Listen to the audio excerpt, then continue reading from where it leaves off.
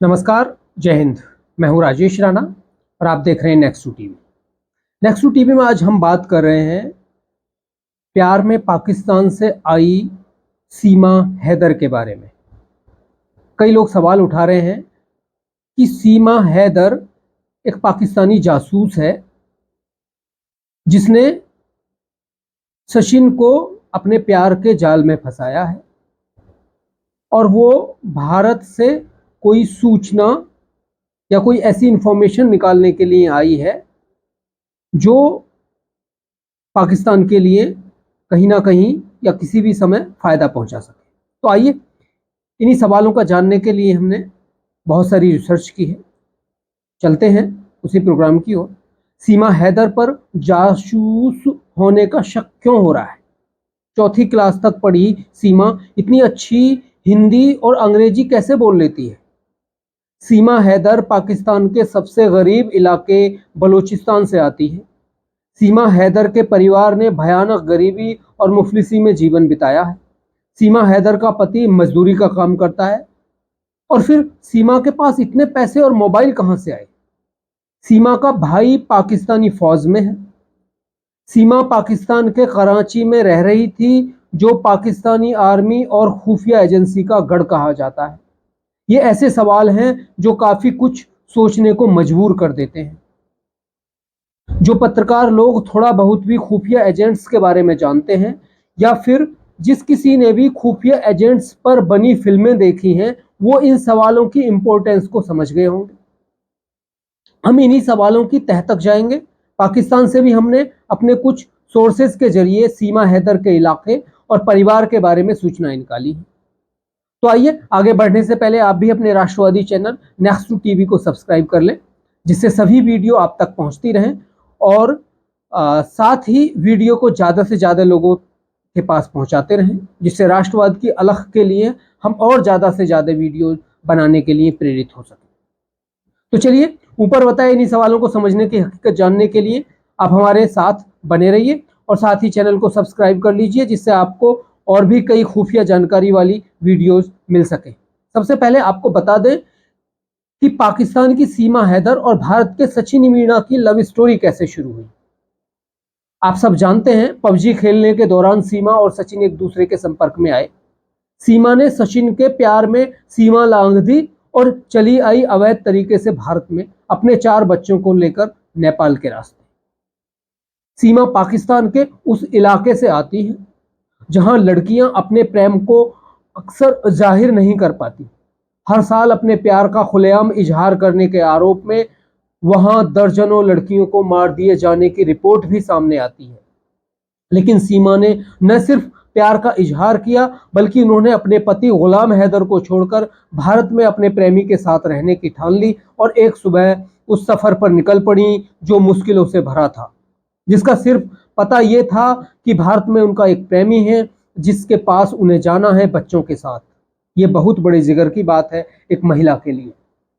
7 जुलाई को उत्तर प्रदेश के जेवर सिविल कोर्ट ने सीमा गुलाम हैदर और उनके प्रेमी सचिन मीणा को राहत दे दी है। अदालत ने शर्तों के साथ जमानत दी है। पता ठिकाना बदलने और देश से बाहर जाने की मनाही की गई है, क्योंकि सीमा हैदर ने बच्चों के साथ नेपाल के रास्ते अवैध तरीके से भारत आने के जुर्म में पुलिस ने उन्हें 4 जुलाई की सुबह गिरफ्तार किया था। अब हम आपको बताएंगे कि सीमा पहली बार सचिन से कब मिली, कैसे वो नेपाल के रास्ते उत्तर प्रदेश के रबूपुरा पहुंची, कैसे सीमा ने करीब 1.5 महीना सचिन के साथ बिताया और आखिर वो कौन सी गलती सीमा से हुई कि वो जेल की सलाखों के पीछे पहुंच गई। इस कहानी की शुरुआत हुई है नेपाल के टूरिस्ट वीजा से। सीमा हैदर ने पुलिस को बताया कि भारत का वीजा न मिलने के चलते उसने नेपाल का वीजा लिया। वह 10 मार्च को शारजहां होते हुए नेपाल पहुंची। यहां सचिन मीणा उनसे मिलने आए थे। दोनों ने काठमांडू के न्यू बस पार्क इलाके में मौजूद न्यू विनायक होटल में एक कमरा लिया और यहां दोनों 7 दिन तक रहे। इसके बाद सीमा गुलाम हैदर वापस पाकिस्तान चली गई थी। ठीक 2 महीने बाद सीमा हैदर फिर से टूरिस्ट वीजा लेकर नेपाल पहुंची। इस बार सीमा के साथ उनके 4 बच्चे भी थे। लेकिन सचिन भारत में ही थे। एफआईआर के मुताबिक सीमा ने बताया, मैं अपने 4 बच्चों के साथ काठमांडू से पोखरा तक वैन गाड़ी से आई। रात हो जाने के कारण मैं वहीं यानी कि पोखरा रुकी और अगले दिन पोखरा से दिल्ली की बस पकड़ ली। काठमांडू से पोखरा करीब 200 किलोमीटर दूर है और बस से करीब 7 घंटे लगते हैं। पोखरा से दिल्ली आने के लिए सीमा ने सृष्टि यातायात की एसी डिलक्स में 3 टिकट सीट नंबर 9, 10, 11 बुक करवाई। उन्होंने 5,000 रुपए प्रति टिकट की दर से बस वाले को 15,000 रुपए दिए। इतना सारा पैसा आसानी से कैसे मिला, ये सवाल है। अब बात करते हैं कि कैसे पकड़ी गई सीमा हैदर। शादी जल्द से जल्द सचिन से कर लेना चाहती थी सीमा। इसके लिए दोनों ने वकील से बात भी की थी। एफआईआर के मुताबिक सीमा ने बताया कि 30 जून को सचिन के पिता नेत्रपाल कमरे में आए और कोर्ट मैरिज करवाने की बात कही। उन्होंने कहा, सचिन पहले से बुलंदशहर गया हुआ है और आप यानी कि सीमा को बोला, अपने कागज लेकर बुलंदशहर कोर्ट चले जाओ। पुलिस के मुताबिक इसके बाद सीमा अपने 4 बच्चों के साथ बुलंदशहर कोर्ट पहुंची, जहां सीमा और बच्चों के पासपोर्ट देखकर वकील ने कहा, अब तो पाकिस्तान की रहने वाली है, आपकी शादी सचिन के साथ नहीं हो सकती। इसके बाद मैं, सचिन और उनके पिता वापस रबूपुरा आ गए। ये सीमा का कहना है एफआईआर के मुताबिक। यहां से कहानी पुलिस के जाल में उलझना शुरू हो गई। वापस आने के बाद सीमा और सचिन को डर हो गया कि अब पुलिस को इस बात की जानकारी लग जाएगी और हम लोग पकड़े जाएंगे। 30 जून की रात सीमा हैदर ने अपने बच्चों को साथ लिया, अपना सामान पैक किया और रबूपुरा से निकल गई। अगली सुबह यानी 1 जुलाई को सचिन सुबह काम करने के लिए दुकान पर गए, लेकिन कुछ ही देर में छुट्टी ले ली। एफआईआर के मुताबिक 3 जुलाई की रात करीब 8 बजे मुखबिर की सूचना पर रबूपुरा थाना अध्यक्ष सुधीर कुमार अपनी टीम को लेकर निकले। पुलिस ने हरियाणा में बल्लभगढ़ से सचिन के साथ सीमा और 4 बच्चों को 4 जुलाई की सुबह 1 बजे हिरासत में ले लिया। पुलिस ने सचिन मीणा, उनके पिता नेत्रपाल और सीमा गुलाम हैदर के खिलाफ विदेशी अधिनियम 1946 की धारा 14 और भारतीय दंड संहिता की धारा 120B के खिलाफ मामला दर्ज किया। 7 जुलाई को उत्तर प्रदेश के जेवर कोर्ट ने पिता समेत दोनों को राहत देते हुए जमानत दे दी है। अब हम वो आपको और थोड़ा सा बताते हैं। ये तो हो गया कि इनको अभी तक इनके साथ क्या हुआ है, लेकिन हम अब सीमा की बैकग्राउंड पे चलते हैं। सीमा हैदर पाकिस्तान में कहाँ की रहने वाली है? दरअसल सीमा रिंद सिंध के खैरपुर जिले की रहने वाली है। ये इलाका खजूर की खेती के लिए जाना जाता है। यह आखिरी आज़ाद रियासत थी जो बाद में पाकिस्तान में शामिल हो गई, बलूचिस्तान की। मतलब शामिल नहीं हुई, वो उसको जबरदस्ती शामिल किया गया था धोखे के जरिए। ये वो रियासत थी जो बड़ी संपन्न रियासत थी, आज सबसे गरीब रियासत है और वहाँ के लोग सबसे ज़्यादा गरीब हैं और अपनी आज़ादी के लिए लड़ रहे हैं पाकिस्तान में। आप सब जानते हैं, बहुत सारे मेरे बलोच मित्र हैं वहाँ, जो कई हमने अपने चैनल पे भी इंटरव्यू उनके किए हैं। आप भी जाकर देख सकते हैं कई बलोच मित्रों के, जिनमें नायला कादरी से लेके मजदक बलोच से लेके जो उनके बेटा हैं, बहुत सारे कई लोग हैं, ब्रह्मदा बुगती से लेके, ये तमाम लोग बलूचिस्तान को आज़ाद कराने के लिए लड़ाई लड़ रहे हैं। तो ये सीमा जो है उसी इलाके से बिलोंग करती हैं, उसी इलाके से आई हैं। सीमा के पति गुलाम हैदर जकोकाबाद के रहने वाले, वो भी बलूचिस्तान में ही पड़ता है। सीमा और गुलाम हैदर दोनों बलोच हैं। गुलाम हैदर मिस्ड कॉल का जवाब देने के क्रम में सीमा रिंद के संपर्क में आए थे। दोनों में बातचीत शुरू हुई और फिर मोहब्बत का इजहार हो गया। शादी में आने वाली मुश्किलों को देखते हुए सीमा ने अपना घर छोड़ दिया। घर छोड़ने के बाद सीमा ने गुलाम हैदर से कोर्ट मैरिज कर ली। मामला पंचायत में गया और गुलाम हैदर के परिवार को वहां के तथाकथित शरिया कानूनों के अनुसार जुर्माना देना पड़ा। बीवी के कहने पर गुलाम हैदर कराची चले आए। यहाँ ऑटो रिक्शा चलाकर मजदूरी और खर्च वो चल रहा था। सीमा रिंद कराची में गुलिस्तान जौहर इलाके के पास धनी बख्श गोठ गांव में किराए के कमरे में रहती थी। उनका घर 3री मंजिल पर था, जबकि मकान मालिक का परिवार ग्राउंड फ्लोर पर रहता था। शुरू में सीमा के साथ उनके पिता, भाई और बहन भी उसी घर में रहते थे। आधा किराया पिता देते थे और आधा सीमा, लेकिन किराए देने को लेकर अक्सर इनमें झगड़ा भी होता था। बहन की शादी होने और भाई के सेना में भर्ती होने के बाद सिर्फ सीमा के पिता ही उनके साथ रह गए थे। पिछले साल उनके पिता की मौत हो गई। मकान मालिक मंजूर हुसैन को हमारे लोगों को बताया। एक दिन सीमा ने कहा कि वह गांव जा रही हैं, फिर उसके बाद वो कभी नहीं लौटी। अपने प्यार से मिलने के लिए सीमा हैदर ने नेपाल को चुना, लेकिन उसे चुनने के पीछे एक खास वजह थी। सीमा कहती हैं, हम दुबई भी मिल सकते थे, लेकिन सचिन के पास पासपोर्ट नहीं था। हमें पता चला कि भारत के लोग बिना पासपोर्ट के नेपाल जा सकते हैं, तो हमने नेपाल में मिलने का तय किया। मुलाकात का वक्त और जगह तय होने पर सीमा ने नेपाल का टूरिस्ट वीजा लिया और शारजहां होते हुए काठमांडू पहुंची। सीमा बताती हैं, पहली बार मैं 10 मार्च 2023 को पाकिस्तान से निकली और शाम को काठमांडू पहुंच गई। मैं पहली बार हवाई जहाज से जा रही थी।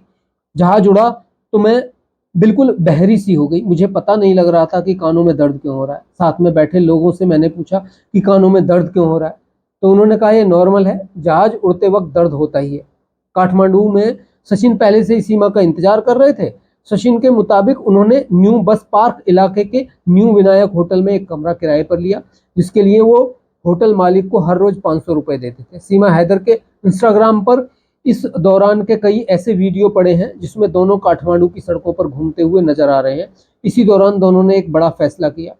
सीमा बताती है, हमने 13 मार्च को काठमांडू में पशुपतिनाथ मंदिर में शादी की।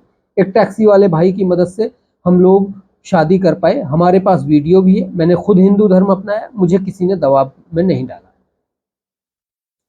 शादी तो हुई, लेकिन सीमा भारत नहीं आ पाई, क्योंकि 4 बच्चे कराची में उसका इंतजार कर रहे थे। वह लाहौर में एक दरगाह पर जाने का बहाना बनाकर सचिन से मिलने नेपाल आई थी, और ये उन्होंने बताया है कि वो 7 दिन तक नेपाल में रही सचिन के साथ, बच्चों को छोड़कर। बच्चे कहाँ थे ये वो पता नहीं किसके पास थे, ये उन्होंने कुछ अभी ऐसा बताया नहीं है। अब उनके पास ये समस्या थी, जैसा उनका कहना है सीमा हैदर का, कि मेरे पास पैसे की समस्या थी तो मैंने घर बेचा। अब घर बेचा तो सीमा वापस पाकिस्तान तो चली आई, लेकिन अब वहां उनका दिल नहीं लग रहा था। 2 महीने वक्त बीता और सीमा ने हमेशा के लिए अपने बच्चों के साथ पाकिस्तान छोड़ने का फैसला किया। सीमा बताती है, मेरे पास ज्यादा पैसे नहीं थे। मेरे नाम पर एक घर था जिसे मैंने 12 लाख में बेच दिया। उस पैसे से मैंने अपने और बच्चों के लिए नेपाल का वीजा लगवाया, जिस पर मेरा करीब 50,000 रुपए का खर्च आया। इस बार सीमा का इरादा नेपाल के रास्ते भारत में दाखिल होने का था। सफर के लिए सीमा ने फिर से 10 मई की तारीख को ही चुना, क्योंकि उनका मानना था कि यह तारीख उनके लिए किस्मत वाली साबित होगी, क्योंकि 10 मार्च को ही वह पहली बार सचिन से नेपाल मिलने आई थी। सीमा कहती है, दूसरी बार आना आसान था, क्योंकि एंटी एग्जिट और कनेक्टिंग फ्लाइट का पहले से पता लग गया था। 10 मई को अपने बच्चों के साथ मैं वहां मतलब पाकिस्तान से चली और 11 मई की सुबह काठमांडू पहुंच गई। फिर वहां से पोखरा आई और रात भर वहीं रुकी। 12 की सुबह 6 बजे मैंने बच्चों के साथ दिल्ली की बस पकड़ी। मैंने पति के तौर पर सचिन का नाम लिखवाया था। टिकट बनाने वालों से सचिन ने फोन पर बात भी की थी। हमने 3 सीट ली और 13 की सुबह करीब 11 बजे में ग्रेटर नोएडा पहुंच गई। यहाँ सचिन उनका इंतजार कर रहे थे, जिसके बाद वह उन्हें रबूपुरा स्थित कमरे पर ले आया। यह कमरा 4 दिन पहले ही सचिन ने गिरजेश नाम के व्यक्ति से 2,500 रुपए प्रति महीने के हिसाब से लिया था। पोखरा से हर सुबह दिल्ली के लिए बस चलती है। करीब 28 घंटे इस सफर में भारत नेपाल की सरहद पड़ती है, जहां सभी यात्रियों की चेकिंग होती है, लेकिन सीमा ने कड़ी सुरक्षा व्यवस्था को आसानी से भेज दिया। सीमा कहती है, सचिन ने अपना पता सही से लिखवा रखा था। पूछताछ हुई, बैग चेक हुए। उन्होंने आई कार्ड के बारे में पूछा तो मैंने कहा कि गुम हो गया है। मेरे बच्चे बीमार हो गए थे। 3 दिन का सफर था। मेरी बड़ी बच्ची उल्टियां कर रही थी। मुझ पर चेकिंग करने वालों ने रहम किया। यह कहना है सीमा हैदर का। मैं पाकिस्तान की जासूस नहीं हूं।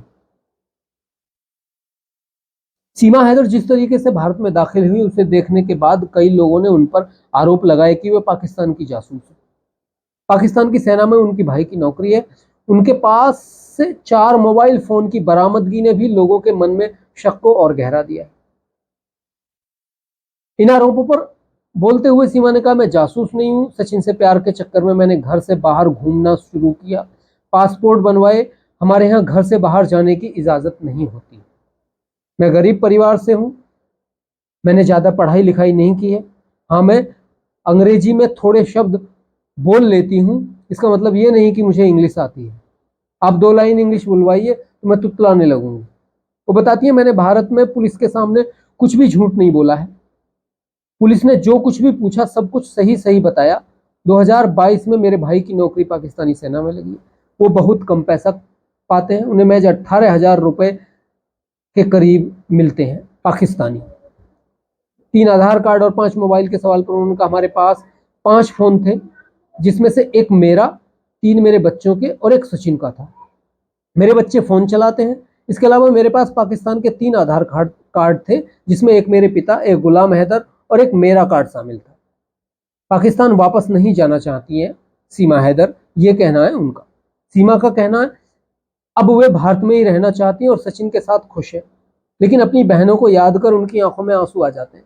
वो कहती हैं बहनें सबको प्यारी हैं, बहनें याद भी आती हैं। एक बड़ी बहन है, एक छोटी। बड़ी की शादी हो गई है, छोटी वाली बहन का ध्यान मेरा भाई रखेगा। पिता के चले जाने के बाद पाकिस्तान में मेरा कोई नहीं है। अब मेरी सचिन से शादी हो गई है, ये मेरे बच्चों का ध्यान रखते हैं, मेरी इज्जत करते हैं, यही काफ़ी है। वतन वापसी के सवाल पर सीमा गुस्सा हो जाती है, कहती है मैं मर जाऊंगी, खत्म हो जाऊंगी, गला काट दूंगी, जहर खा लूंगी, यहीं मर के दिखाऊंगी, वापस किसी सूरत में नहीं जाऊंगी, वहां मेरा कुछ नहीं है। ऐसी बात सचिन मीणा भी करते हैं। वो कहते हैं मैंने सीमा से शादी की है, जब तक मैं नहीं मर जाऊंगा तब तक इसे भारत से जाने नहीं दूंगा। फिलहाल जमानत मिलने के बाद सीमा और सचिन अब साथ हैं। लेकिन जो सवाल जासूसी को लेकर उठ रहे हैं, वो सवाल हमेशा बने रहेंगे। खुफिया एजेंसी सीमा पर चौकन्नी नजरें रखेंगी, क्योंकि जासूसी पीढ़ियों में चलती है, पीढ़ी दर पीढ़ी चलती है। जासूसी सदियों से चली आई है, कोई बड़ी बात नहीं है। एक देश दूसरे देश के खिलाफ जासूसों का इस्तेमाल करता है। सीमा हैदर के साथ उनके बच्चे हैं। बच्चों को कैसी शिक्षा मिलेगी, बच्चों का किस तरह से ब्रेन आगे डेवलप होगा, वो सोचने वाली बात है। तो बहुत सारी इंफॉर्मेशन है। इन इंफॉर्मेशन के हिसाब से जो हमने बताई आपको, आप कह सकते हैं कि सवाल उठने जायज हैं, सवालों को नहीं नकारा जा सकता। लेकिन सीमा की एक जो उसका जज्बा है, उनको भी सैल्यूट है। वो किस जज्बे के साथ 4 बच्चों को लेकर, एक बहुत ज्यादा जिसको महिला को पता तक नहीं है, और वो भारत आ जाती है, तो हम उनके जज्बे को भी सलाम करते हैं। अगर वो सच्चा प्यार करती हैं, भारत में रहें, अपने बच्चों का पालन पोषण करें, बहुत अच्छे से रहें। तुलसी की पूजा करना, भगवान राम का नाम लेना, ये सब भारत का चरित्र है। सीमा वो कर रही हैं और भारत के चरित्र में रच बस रही हैं, तो सीमा का भारत में हमेशा से स्वागत है। आज के लिए इतना ही। धन्यवाद। जय हिंद। नमस्कार।